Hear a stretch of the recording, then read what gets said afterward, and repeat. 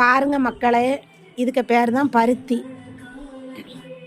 இதில் பருத்தியிலேருந்து நூல் தயார் பண்ணுவாங்க. பார்த்துக்குங்க. இந்த பருத்தியில் பார்த்தீங்களா, மழை பெஞ்சனால இந்த தூசெல்லாம் கொஞ்சம் ஒட்டிகிட்டு இருக்குது பார்த்தீங்களா, உங்களுக்கு தெரியுதா?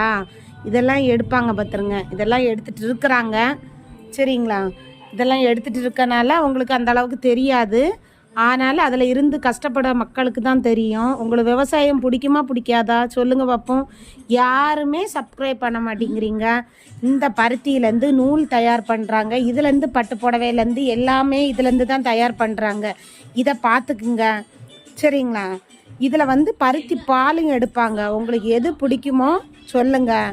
பருத்தி பால் வேணும்னா நீங்கள் ஈரோடு பக்கம் வந்தீங்கன்னா சொல்லுங்கள். பருத்தி பால் ஒரு நாள் நான் போட்டு விட்றேன், பார்த்துக்குங்க. இதில் இப்போ பட்டு நூல் இதெல்லாம் தயார் பண்ணுறாங்க. அதை வேணுமானா சொல்லலாம், சரிங்களா? இங்கே காலையில் 6, 5